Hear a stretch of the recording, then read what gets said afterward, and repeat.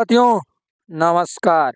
आप सभी को हमारे इस चैनल पर स्वागत एवं अभिनंदन है। साथियों, सवालों के समाधान, सवालों के उत्तर के कड़ी में आज आप सब लोगों के सामने आपका हमारा अगला सवाल है, मन क्या है, आत्मा क्या है। मन के गुण क्या है, आत्मा के गुण क्या है। आत्मा इस शरीर में क्या कर रही है, मन इस शरीर में क्या कर रही है। तो साथियों, इसी सवाल को लेकर आज आप लोग के समक्ष उपलब्ध हुआ है यदास। इस सवाल का जवाब देने से पहले मैं आपको कुछ कहना चाहूँगा। साथियों, इस सवाल का जवाब आज तक ना ही ब्रह्मा, विष्णु, महेश, शिव, गण, गंधर्व, ऋषि, मानव, जितने भी धर्म है, इस सवाल का जवाब संतोषजनक, निरपक्ष, क्लियर, स्पष्ट पूर्ण सदगुरु परमात्मा के अलावा किसी के पास नहीं था और ना ही किसी के पास होगा भी। क्यों नहीं होगा? क्योंकि उनको पूर्ण सदगुरु न मिलने के कारण उनको ज्ञान नहीं हो पाया। तो इसलिए उनको जो भी ज्ञान हुआ, उन्होंने अपना ज्ञान दिया और इसी ज्ञान को उन्होंने आगे बढ़ाया। तो साथियों, आइए जानते हैं मन के क्या गुण है, आत्मा के क्या गुण है। अगर इनके गुण आपको आसानी से समझ में आ जाएगा तो आप इनको आसानी से भी समझ जाएंगे कि आत्मा क्या है, मन क्या है। तो साथियों, सबसे पहले हम बात करते हैं कि आत्मा के कौन से गुण होते हैं। आत्मा में साथियों, आप सभी को पता होगा कि आत्मा के गुण हैं जैसे ज्ञान, पवित्रता, प्रेम, शांति, सुख, आनंद, शक्ति।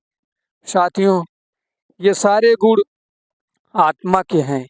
अगर आप एक तरीके से देखें, इस संसार में जितनी भी क्रियाएं हो रही है, ये सारे के सारे आत्मा के गुण से एक भी नहीं मिल रहा है।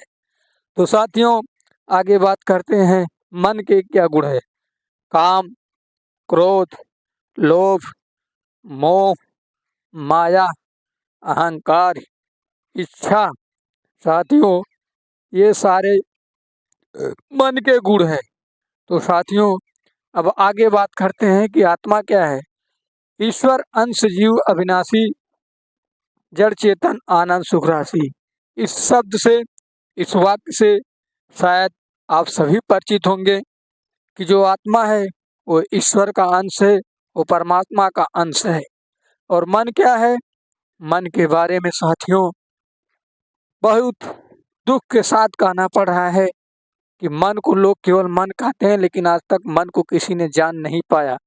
मन को वैज्ञानिक पद्धति से आप देखेंगे तो मन एक ऊर्जा है। अगर वही आप वैदिक या आध्यात्मिक ज्ञान से देखेंगे तो मन एक इच्छा करने वाली होती है। लेकिन वास्तव में आज तक किसी को भी नहीं पता कि मन क्या है। अगर ये पता होता तो संसार में काम, क्रोध हजारों वर्ष तपस्या करने के बाद हमारे ऋषि किसी स्त्री को देखकर मात्र 2 मिनट में अपनी सारी शक्तियां नष्ट कर दी। साथियों, ये था मन की इच्छा।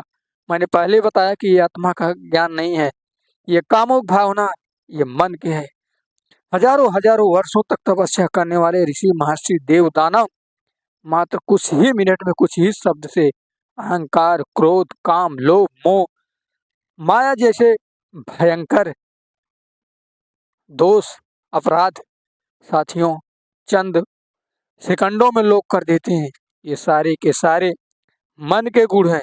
अगर इन्हें परमात्मा का ज्ञान होता, परमात्मा को वास्तविकता से परिचित होते, ये परमात्मा को निर्गुण, निराकार, कण कण में व्याप्त, ये सब निराधार, अज्ञानता और मूर्खता है।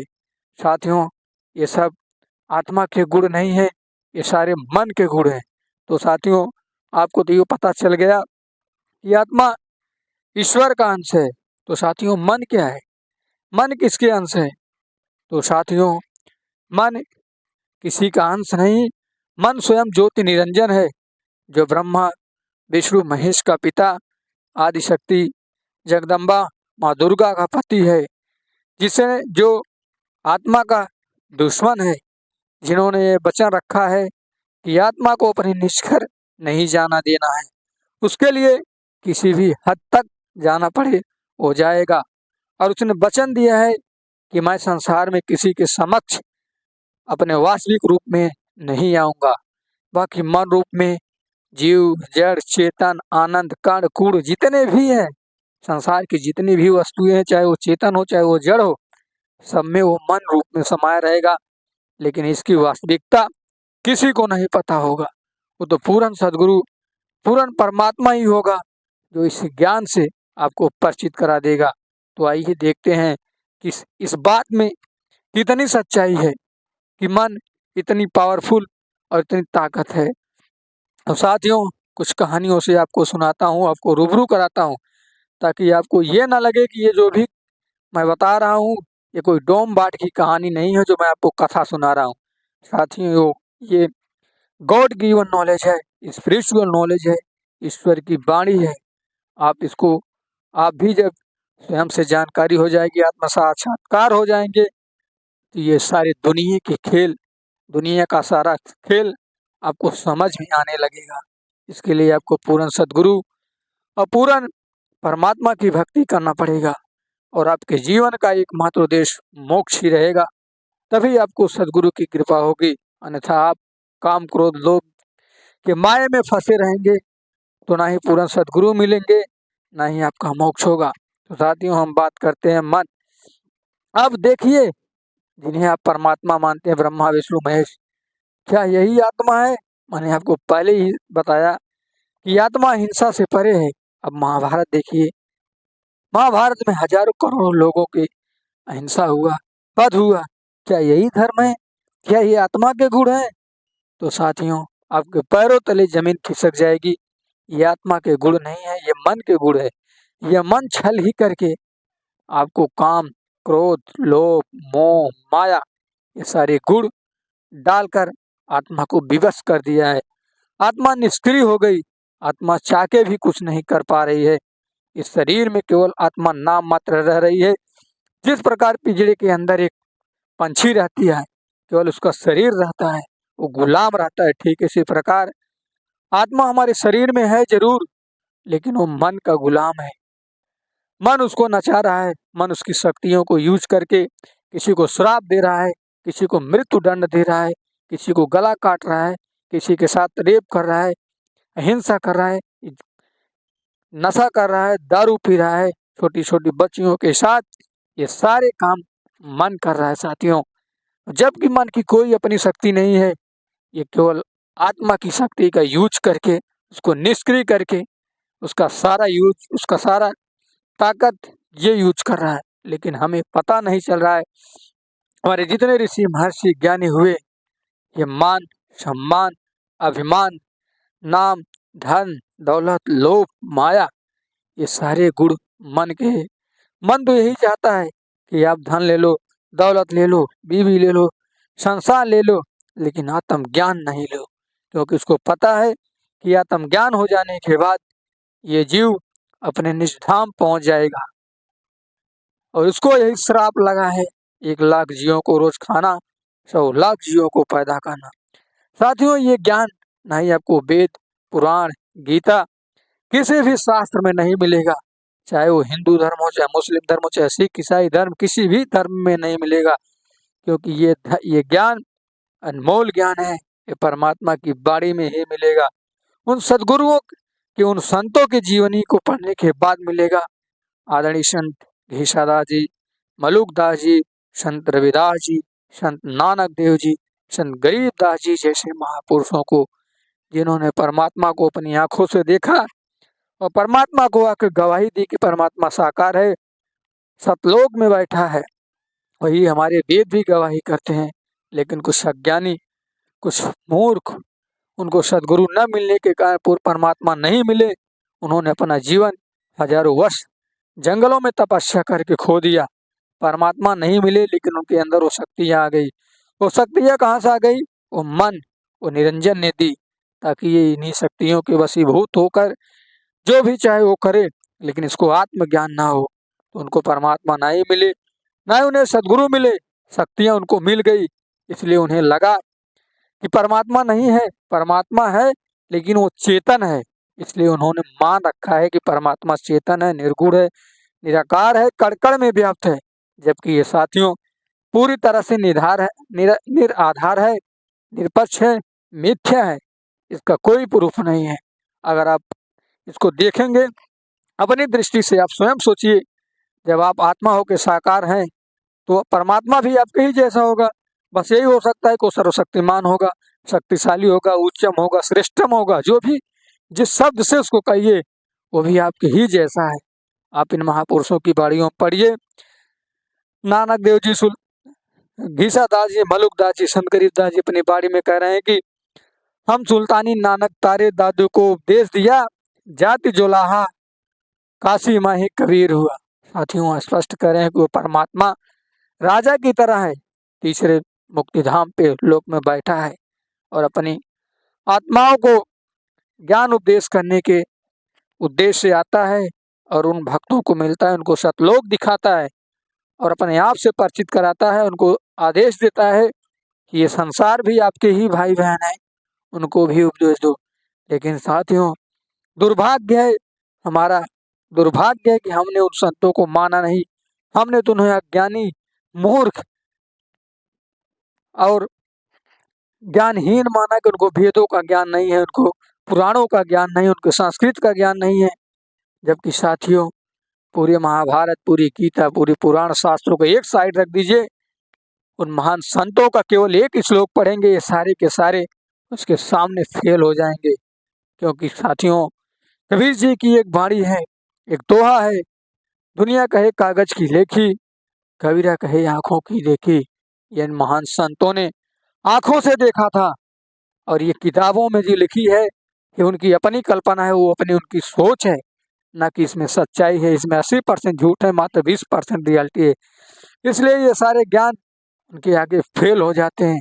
जब हम अंदर की यात्रा शुरू करते हैं तो बड़े से बड़े ज्ञानी फेल हो जाते हैं, क्योंकि उन्होंने सुना है केवल कि शरीर में 7 कमल होते हैं, लेकिन उनकी यात्रा नहीं की है। लेकिन इन महान संतों ने उनकी यात्रा की, इसलिए इनका ज्ञान श्रेष्ठ हो जाता है और ये किताबें धरी धरी रह जाती हैं। इसीलिए एक और कबीर साहब की दोहा है, पोथी पढ़ पढ़ जगमुआ पंडित भया न कोई, ढाई आखर प्रेम का पढ़े सो पंडित होए।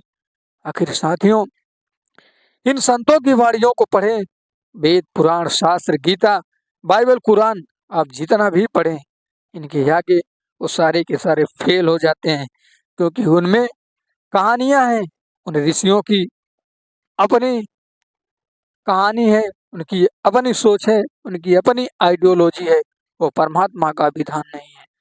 तो साथियों आप सबको ये तो पता हो गया कि मन क्या है, आत्मा क्या है। आत्मा केवल विवश होकर उस पिंजड़े की भांति, तोते की भांति बैठी है और मन सारा काम करा रहा है। मन इसलिए करा रहा है कि ताकि आत्मा अपने आप को न जान पाए, और अपने आप को जान जाएगी तो ये संसार में जितनी भी क्रियाएं हो रही हैं, चाहे वो किसी जीव की हिंसा हो, चाहे बलात्कार हो, चाहे रेप हो, चाहे दहेज हो, जितने भी कुप्रथाएं, अंधविश्वास, चाहे मूर्ति पूजा हो, चाहे तीर्थ हो, व्रत हो, यज्ञ हो, जप तप, ये सारे जितने भ्रम फैलाए गए हैं साथियों, ये सारे के सारे आत्मा त्याग देगी। ये सबको पता है कि आत्मा सुख दुख से परे है, आत्मा कर्म अकर्म से परे है, तो उसे संसार में क्या जरूरत है। लेकिन दुर्भाग्य है कि उसको मन ने कंट्रोल करके रखा है, और ऐसा कोई सदगुरु नहीं मिल पा रहा है संसार में कि जो उसको उस पिंजड़े से मुक्त करे, आजाद कराए। अगर सदगुरु आता है तो दुर्भाग्य ये है कि मन इतना हावी हो गया है आत्मा के ऊपर कि उसको सदगुरु के ज्ञान ही अच्छे नहीं लगते हैं। उन्होंने ये सुन रखा है कि मूर्ति पूजा उस पत्थर की मूर्ति जब वास्तविक किसी इंसान रूप में हो जाएगी तो मान लो कि हमारा जीवन धन्य हो गया और हमें परमात्मा मिल गए। हमने एक बार गंगा नहा लिया तो हमारे सारे पाप कट गए और मैं मोक्ष को प्राप्त हो गया। ये सारे भ्रमना है, ये सारी अज्ञानता निराधार है। उन्हें यही नहीं पता कि उस पानी में, उस जल में, उस मूर्ति में तुमसे ज्यादा विद्वान, तुमसे ज्यादा ज्ञानियों ने किया, लेकिन उनको कुछ नहीं मिला। वो भूत प्रेत आत्माएं बन के घूम रही हैं, क्योंकि आत्मा अजय और अमर अविनाशी है। साथियों, आशा करता हूँ कि आपको ये वीडियो अच्छी लगी होगी और आपको प्रूफ के साथ दिया गया, ताकि आप आज के बाद, चाहे आप भक्ति करते हो या ना करते हो, आप ईश्वर को मानते हो या ना मानते हो, ईश्वरवादी हो या कोई भी हो, लेकिन ये मन और आत्मा का खेल अगर आपने समझ गया तो आप सुख दुख से परे, काम क्रोध लोभ माया, ये सब आपके गुलाम हो जाएंगे। आप जब तक इस संसार में रहेंगे परम आनंद की अनुभूति करेंगे। आपको दुख नहीं होगा, आपको रोग नहीं होगा, क्योंकि आप स्वयं से आत्म साक्षात्कार हो जाएंगे। आप स्वयं से आत्म साक्षात्कार हो जाएंगे तो दुनिया की कोई ऐसी दुख नहीं, दुनिया की कोई ऐसी ताकत नहीं, दुनिया की ऐसी कोई रोग नहीं जो आपको अपना गुलाम बना ले। बस केवल आप मन के वशीभूत होकर वो सारी क्रियाएं कर रहे हैं, इसलिए आप सुख दुख का अनुभव कर रहे हैं, अब ये नशे कर रहे हैं, क्योंकि आपके अंदर से ये मर चुका है कि परमात्मा नहीं है, ना ही परमात्मा देख रहा है। इसलिए आप जीव हत्या करते हैं, रेप करते हैं, बलात्कार करते हैं, जितनी भी क्रियाएं हैं ये सब आप मन के वशीभूत होकर कर रहे हैं। साथियों, ये किसी शास्त्र में दिखाने की जरूरत नहीं है, ये आपके जीवन में रोज घटित हो रहा है और ये आपको वास्तव में, ये ज्ञान सुनने के बाद आपके पैरों तले जमीन खिसक गई होगी, क्योंकि ऐसा ज्ञान, ऐसा अनमोल ज्ञान धरती पर कहीं नहीं है और किसी के पास नहीं है। सारे बस आपको यही बताएंगे कि मन के काम करो, धन इकट्ठा करो, दौलत इकट्ठा करो, शादी विवाह करो, मौज मस्ती करो, ये सब जो कि आत्मा के नहीं मन के गुण है, मन की इच्छाएं हैं। इसलिए महात्मा बुद्ध ने कहा कि मन को कंट्रोल करो, निर्वाण मिल जाएगी। साथियों, अगर आप देखेंगे इन ब्रह्मा विष्णु महेश ऋषि शंकराचार्यों से ज्यादा ज्ञानी महात्मा बुद्ध थे, क्योंकि उन्हें आत्मज्ञान था, वो आत्मज्ञानी थे। और ये सारे अपने आप को ब्रह्म ज्ञानी बोलते हैं, जबकि ये भरम ज्ञानी है। इनको यही नहीं पता कि परमात्मा कौन है। परमात्मा को निराकार, निर्गुण और कण कण में व्याप्त मान के बैठे हैं, जबकि ये पूरी की पूरी गलत है। परमात्मा कड़कुड़ में कहीं नहीं है। परमात्मा अपने मुक्तिधाम तीसरे लोक में बैठी है।